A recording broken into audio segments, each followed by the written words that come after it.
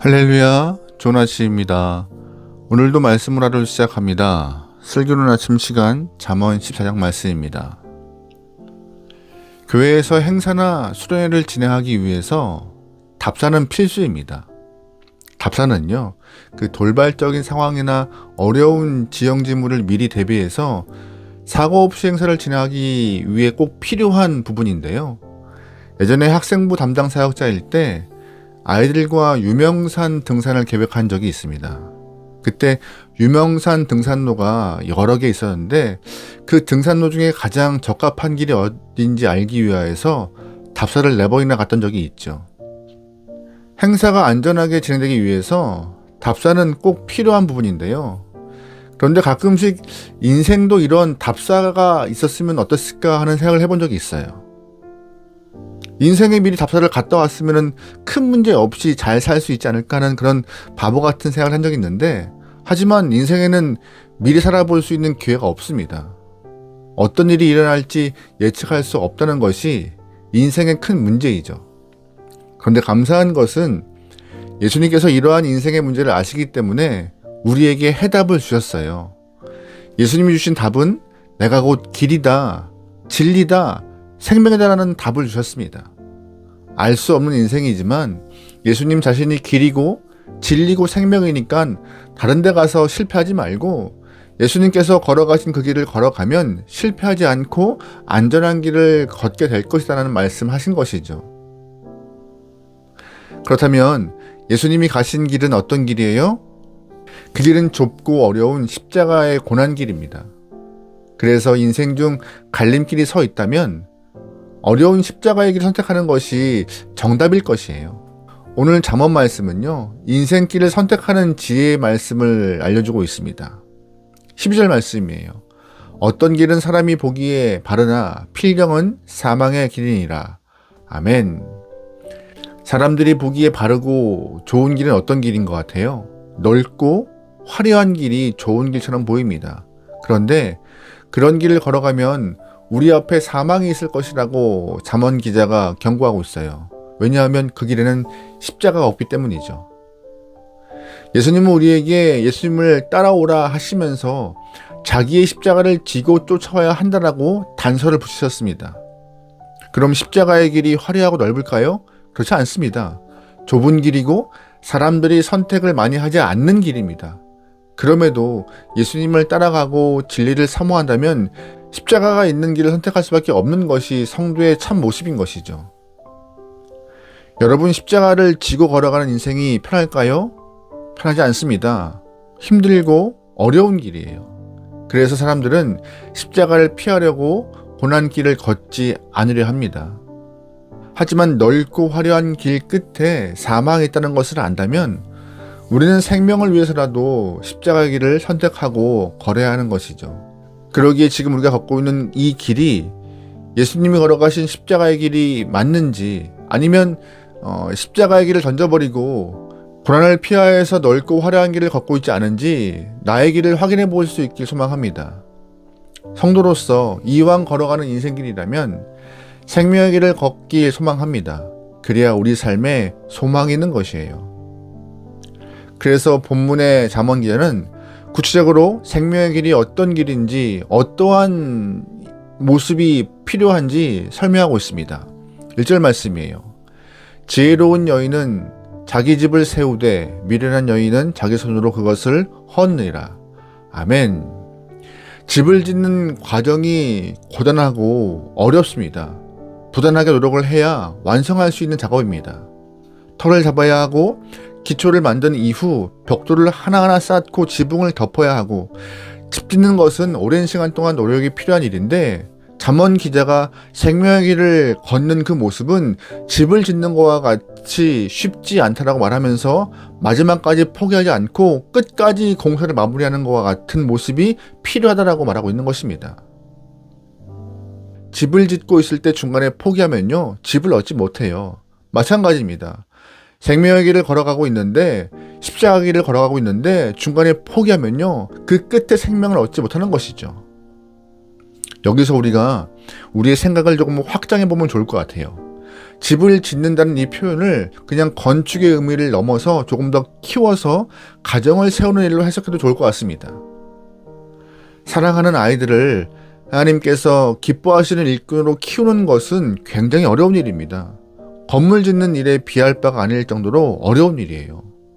부부가 협력해야 하고 때로는 분업도 해야 하고 마음 다치지 않도록 잘 돌봐야 합니다. 함께 지혜를 모아야 하고 사람을 세우기 위하여서 지극한 희생이 따라야 하는 것이죠. 희생하지 않고 헌신하지 않으면 가족 구성원을 하나님의 일꾼으로 세우는 것이 쉽지 않아요. 굉장히 어려운 일이에요. 잠언 기자는 이 믿음의 길, 생명의 길을 걷는 것도 행복한 가정을 만드는 것과 같이 아이를 양육하는 것과 같이 오랜 시간 동안 노력이 필요하고 희생과 헌신이 필요하다라고 인내가 필요하다고 말하고 있는 것입니다. 그래서 여러분 성령의 9가지 열매를 잘 보시면 오래 참음, 인내가 포함되어 있는 것이에요. 주님 오시는 그날까지 한결같은 모습으로 믿음의 길을 완성할 수 있는 생명의 길을 완성할 수 있는 그 귀한 영혼 되기를 위하여서 인내가 필요한 것입니다.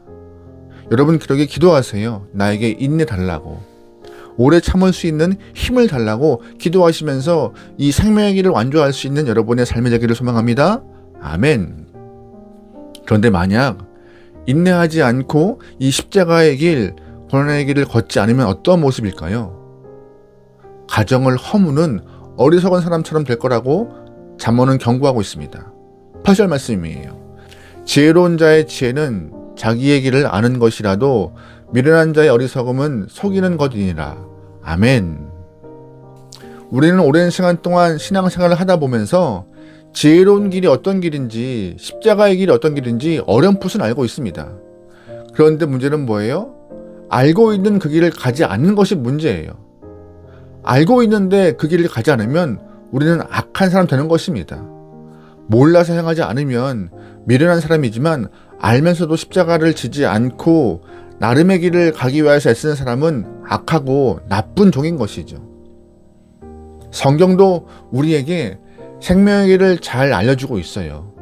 여러분 구약에서 이스라엘 사람들이 출애굽할 때 장면을 기억하십니까? 출애굽할 때 가나안으로 들어가는 가장 좋은 길이 있었습니다.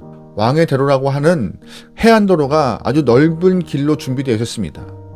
하지만 하나님은 이스라엘 사람들을 그 넓은 길로 좋은 길로 인도하지 않고 광야로 인도하셨고 홍해 앞까지 이끄셨습니다.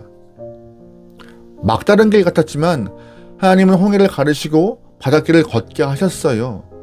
놀라운 은혜를 경험하게 했던 것입니다. 겉보기엔 길이 없었고 막다른 길 같아 보였지만 하나님이 길을 만드시며 하나님 되심을 직접 증명하신 것을 이스라엘 사람들은 체험한 것입니다. 하나님이 인도하신 그 길이 멸망의 길이겠습니까? 절대 아닙니다. 잘 닦인 왕의 길을 갔다면 그들은 블레셋에게 얻어맞고 다시금 애굽으로 도망갔을 것입니다. 그러나 길이 없어 보이지만 하나님이 인도하신 그 곳으로 한 걸음 한 걸음 가다 보니 그 길이 어떤 길이었어요? 생명의 길이었습니다. 하나님은 훈련받지 않았던 이스라엘 사람들을 하나님의 백성 삼으시려고 훈련시키는 것이었어요. 너희는 길이 안 보이는 것 같지만 한 걸음 한 걸음 쫓아오렴. 그 길이 생명의 길이다 라고 알려주신 것이었습니다. 우리에게 주어진 생명의 길, 십자가의 길, 고난의 길 마찬가지입니다.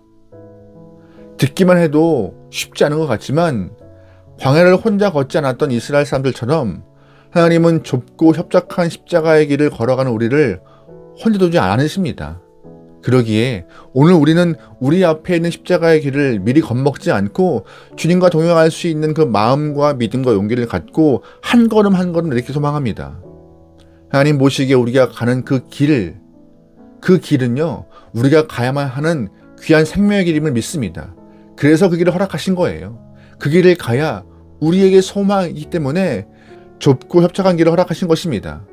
여러분 그 길을 끝까지 완주해 보죠.